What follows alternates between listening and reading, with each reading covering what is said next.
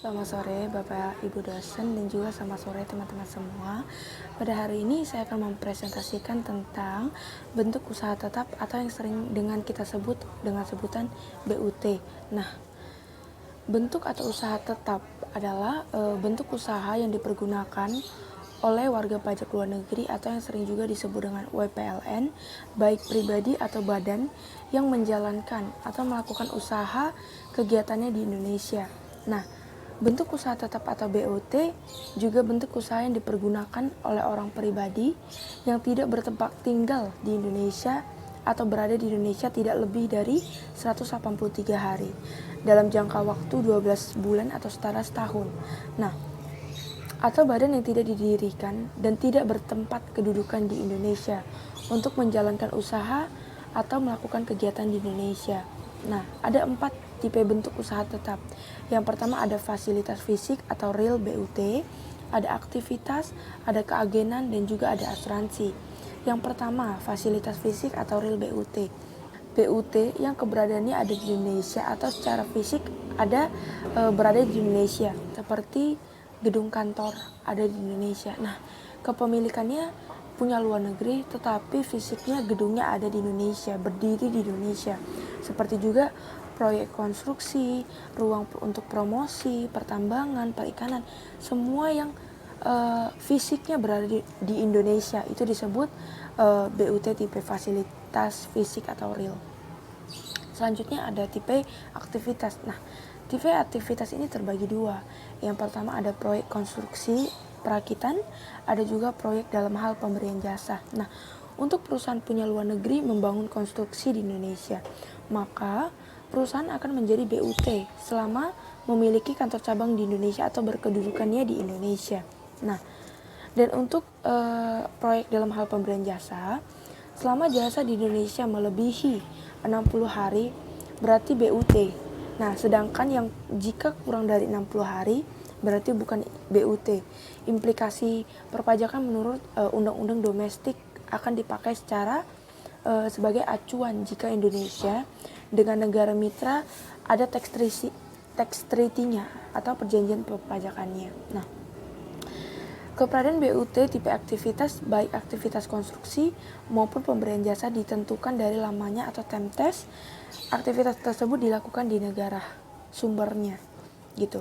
Penentuan time test ini tidak melihat pada formalitas atau kontrak, tetapi pada keadaan yang sebenarnya terjadi.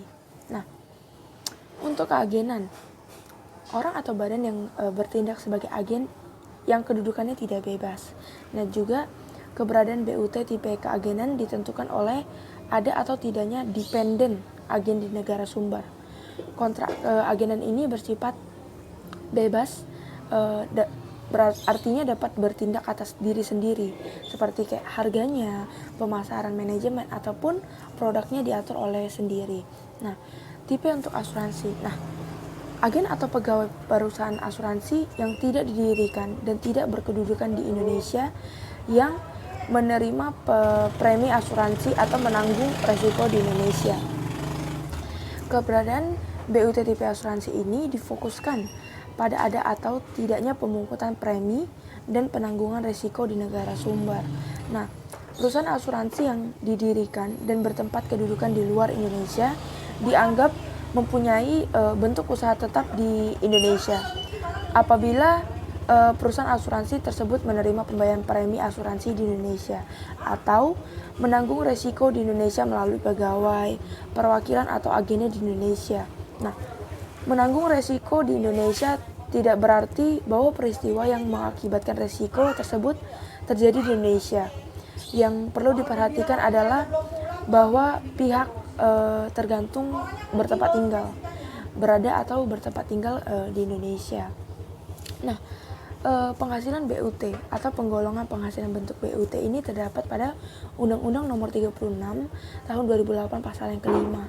Nah, penghasilan dari usaha atau kegiatan bentuk usaha tersebut dari harta yang dimiliki atau dikuasai atau penghasilan BUT itu sendiri. Nah, penghasilan kantor pusatnya dari usaha atau kegiatan penjualan barang atau pemberian jasa di Indonesia yang sejenis yang dijalankan atau dilakukan oleh BUT di Indonesia.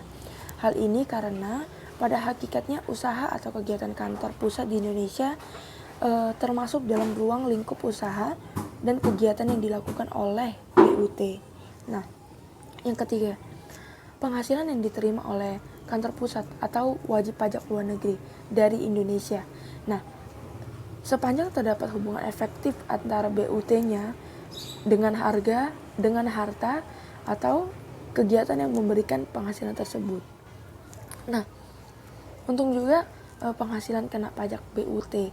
Nah, cara menghitung penghasilan kena pajak adalah satu, penghasilan kena pajak dihitung dengan cara mengurangkan penghasilan bruto BUT dengan biaya yang berkenan dengan penghasilan BUT tersebut, seperti biaya-biaya untuk mendapatkan, menagih, dan memelihara penghasilan BUT atau yang sering kita sebut dengan 3M. Nah, yang kedua ada biaya administrasi kantor pusat yang berkaitan dengan usaha ataupun kegiatan BUT, seperti biaya administrasi kantor pusat yang berkaitan dan dalam rangka menunjang usaha atau kegiatan BUT yang bersangkutan, atau maksimum sebanding dengan besarnya peredaran usaha BUT di Indonesia, termasuk perusahaan peredaran usaha yang di seluruh dunia. Dan juga BUT di Indonesia yang mengurangkan biaya administrasi kantor pusat yang wajib melampirkan dalam SPT laporan keuangan konsolidasi yang meliputi seluruh usaha atau kegiatan di Indonesia untuk tahun pajak yang bersangkutan. Nah, dan juga ada laporan keuangan konsolidasi tersebut harus telah diaudit oleh akuntan publik yang mengungkapkan rincian peredaran usaha serta jenis dan besarnya perusahaan tersebut. Sekian yang dapat saya presentasikan. Saya ucapkan terima kasih.